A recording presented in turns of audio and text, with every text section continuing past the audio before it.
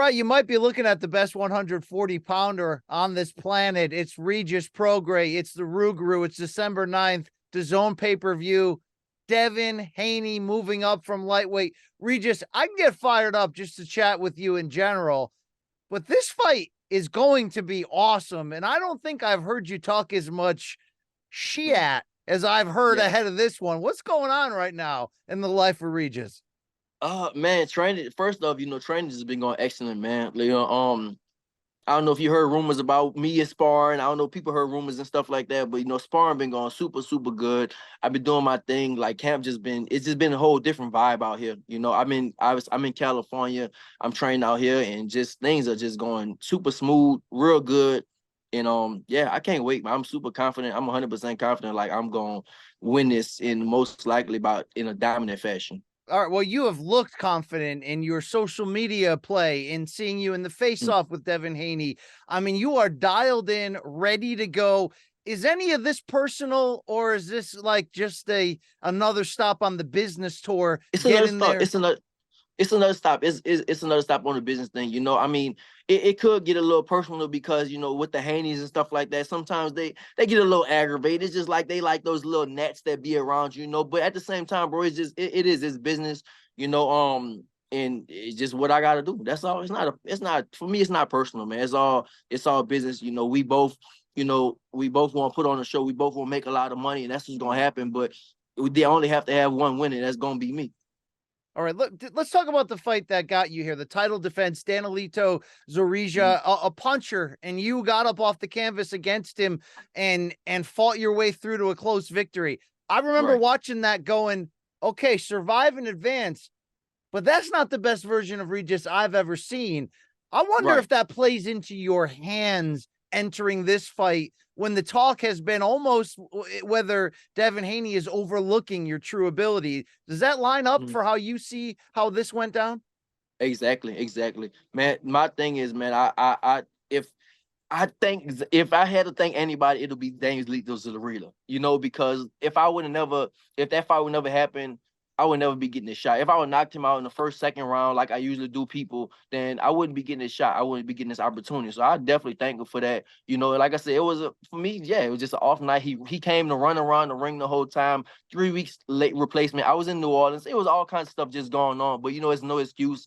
But you only as good as your last fight. And for me, that's what I can't wait to prove. And like I said, on December 9th. When you look back at that, was it a failure to launch? Did you know how close the fight was? I mean, what is that moment like when you have an off night in a boxing ring?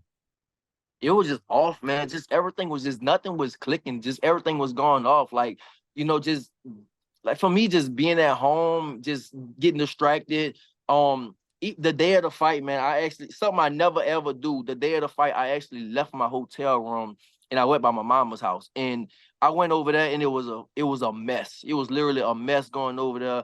I was over there, they dealing with tickets and they telling me about tickets. And I'm like, bro, like, I can't believe I even did this. I'm here and they talking to me about tickets. And this is Saturday. This is fight night. I'm literally fighting in a few hours and they telling me about like, oh, I need this. And it was a mess, man. It was just a mess going into that fight.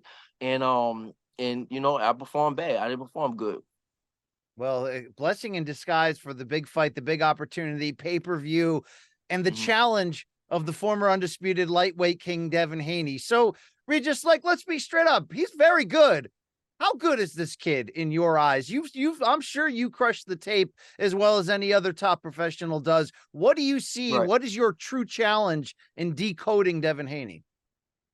I think he's good, man, but I don't think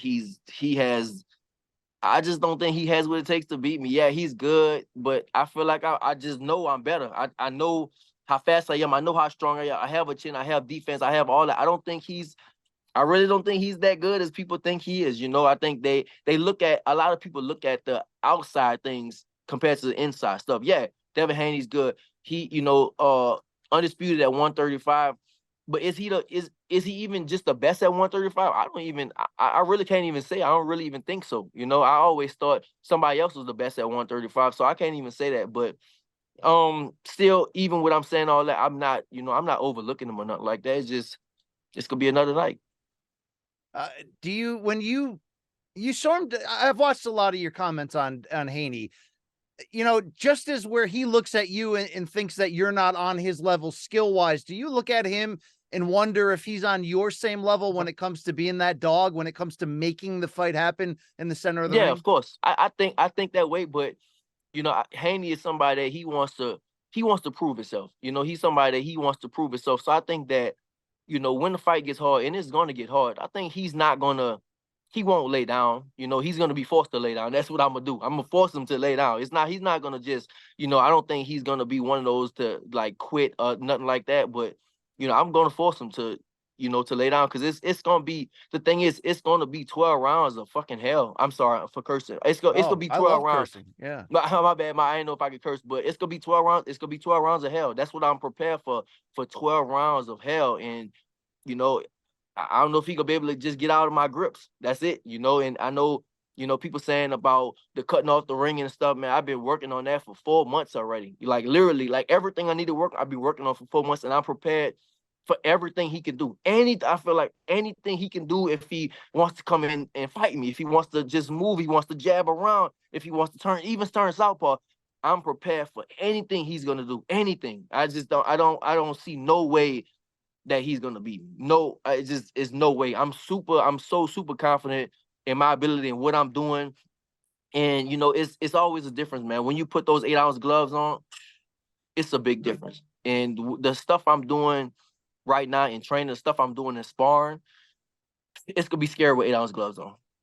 Right. All right. Well, look, when you fought Josh Taylor and had that instant classic a few years back, I'm sure you might kick yourself being the competitor you are of what you could have or should have done differently.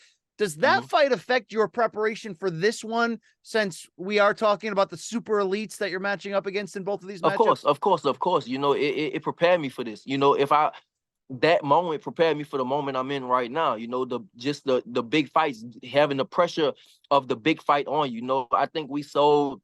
It was like 18,000 people in the stadium when I fought Josh Taylor, and of course it was things that I still feel like I won the fight, but I lost. And if I still feel like, man, I could have did so many other things that just could have ensured me victory or even a stoppage win. But yeah, I didn't do it. So of course, you don't people think you learn from your defeats. You learn a little bit from your wins, but you learn more from your defeats and stuff like that. Or even, my last fight wasn't a defeat, but it wasn't a good fight. So you learn more from things like that. The failure makes you learn more. And I know that in my career, I have more failure than Devin Haney. So I'm gonna be a better prepared fighter because he hasn't faced that failure yet. He didn't face failure yet like I did. I faced failure a few times, and I know how to come back from that, and I know how to be better because of that. I don't guess that you often solicit advice from Teofimo Lopez Jr., but I Teo saw was that. talking to Ellie Sekback over the weekend, and he said, "Look, I got some advice for Regis on how to beat Prograis. I mean, how to beat Haney." So here's Mm-hmm. Teo. He says, "For Regis, if he's listening right now, you have to bully him, bro. Haney has pillow hands. Take his shots. You can put your head down and use the top of your head to break his hands. You're going to have to fight dirty, little shit like that. If you Yeah, fight yeah, dirty, yeah. you can win that fight." How do you react to those comments? That's actually, it could be a good strategy, but I think that they're gonna be prepared for that at the same time. That could be a good strategy, maybe, different rounds and stuff like that, but it's not gonna be the strategy coming out. That won't be the strategy coming out and stuff like that. But yeah, it we'll see. We'll see how that works out. But I have a plan from the first round all the way to the 12th round. So, maybe something like that can happen in one of those rounds. But it is. I think it could be good advice, but we'll see.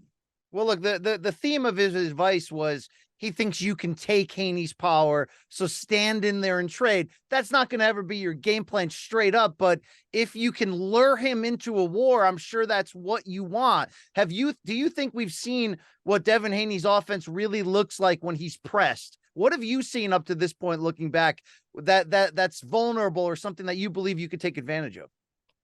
I feel like he's not gonna take my power.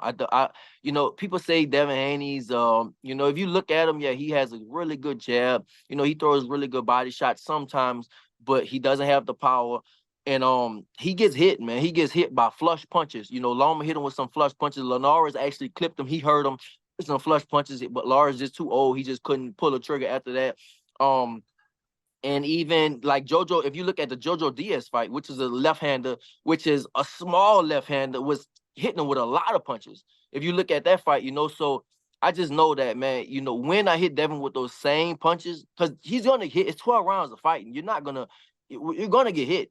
And it's going to be 12 rounds. For him, it's going to be 12 rounds of abuse. I know that's going to be 12 rounds of pure hell. It's going to be 12 rounds of that. So, you know, when he gets hit like that, it's not gonna be the same. You know, his face is not going. It's just his face not gonna look the same. It's gonna be busted up. You know, even if you look at the JoJo fight, you just put my body in that. That's it. All you gotta do is look at the JoJo fight with the punches that JoJo hit him with. If I hit him with those same punches, he probably not gonna be standing. JoJo is a soft puncher. JoJo is not a big puncher. JoJo is a soft puncher, and JoJo hit him with a bunch of literally a bunch of punches. So coming from me is not gonna be the same. You know, he gonna have to have a. For me, I think he's gonna have to have a perfect fight, and even if he has a perfect fight, it's still not gonna be enough. I'm wondering what it's like in your position where people call you out. I mean, I was happened to be in Las Vegas over the weekend for the big Benavidez fight, and on that undercard, 140-pound champion Subriel Matias scores a big win. And before you could get the microphone in front of him, he's like, "Hey, Gervonta, hey, Regis Prograis." I'm sure that stuff gets to you quickly. Is it sort of like, "Hey, Subriel, nice shout out. I got business though. I got Haney lined up." Yeah, How do you react to that? I mean, for me, that's somebody that I want to fight. You know, like he's, you know, I want the big fights. I told everybody, man, I want the big fights. You know, he's been calling me out. They say it for a while, but I didn't know who he was. He actually fought on one of my undercards in New Orleans before. You know, that's why I heard about it, and so I didn't know who he was, but he's been calling me out and stuff. But now it could be a big fight, and so for me, I'm with it. I'm definitely with that. You know, I think he's a good fighter, but same thing, man. I know I'm on a different level. He's never fought nobody like me before. So yeah, I welcome that fight. I welcome the biggest fights. That's it. I want the biggest fights. And you know, especially after I beat Devin, you know, I will be on a whole nother level. And you know, he probably, you know, he had a good performance. So, you know, that fight could be a super fight that's building up, you know, and that's what I want. I want the big fights. He has a belt too. And so he has two things I want. He has a belt and it could be a big fight. So I definitely welcome that fight. At first, I was like, man, I don't even know who this dude is and stuff like that. So people was like, oh, he's calling y'all. But I was like, who is this dude? You know, then because he wasn't even champion when he was calling me out. So then he won a belt. It's like, all right, you know, my eyes are open now. Now, you know, he just won again against somebody. You know, Ergashev was, you know, solid competitor. So now my eyes are open, and now they just not open. Now I accept the fight. I want the fight. Well, look, no one's ever going to suggest that you're looking past what you have going on December 9th, and that's Devin Haney, and that's the absolute big time pay-per-view. But what are your thoughts on this division right now when those big names at lightweight seem to all be getting ready to move up or are already here? 140, I remember when Crawford became undisputed champion, we were like, oh, but that's a dead division. Look at what has happened since then. How excited does that make you when we got Ryan Garcia, Teofimo, Rolly? Good Lord, Rolly's got a belt in this division. Yeah. Exactly. The worst champion ever got a belt. You know, I think Rolly's the worst fighter ever that had a belt. You know, but it's all big fights. At the end of the day, that's what I want, man. I want the big fights. You know, obviously, I know I'm gonna hold on to my belt, and I'm gonna just keep my belt and just defend against, you know, whoever I need to. I want the big fights. I'm at the stage right now. I literally just want the big fights, you know. So if I have to do unifications, if I have to maybe become undisputed, I know sometimes the boxing political world don't allow you to become undisputed that fast. You know, it's hard to do that, but I do want. For me, I want the biggest fights. So it's just so much right now. The 140 division is just so hot, and I'm glad that I stayed in 140. You know, I had a chance to go to a while ago. I was supposed they wanted me to fight Maurice Hooker, but he wanted to go up to 147. I said, bro, I'm gonna be a champion again at 140. I know I'm gonna be a champion, and I did that. I became a champion again, and I knew what the division was gonna look like. I saw it, you know, everybody at 135, and I knew it's literally one division. You know, they at 135, but I know they gonna all come up, you know. So that's exactly what's happening now. 140 is probably one of the highest divisions in boxing, and you know, I'm one of the heads of it. All right, last question ahead of December 9th here. DAZN pay-per-view. Devin Haney, I'm getting fired up just chatting with you. I always ask you about that ridiculously awesome Rugaru headpiece thing that you Yeah. said was stolen. What are the plans for this We got another walkout? one. We got another one. So the Ruger is coming back. We have another one. I don't know what happened to. I think I left it in Dubai. I don't know what happened to it, but we do have another one. A little more. It's better. It's more improved. It's bigger. So yeah, the Ruger is it's back. It's coming back. He's on the prowl. Regis, thank you for your time. Best of No luck. problem. You only want big fights. I hope from here on That's out it. that's all you get, man. That is Big you fights, deserve big it. name fights, and that's it. That's all I want. Thank you so much. Take care. No problem, brother. Thank you.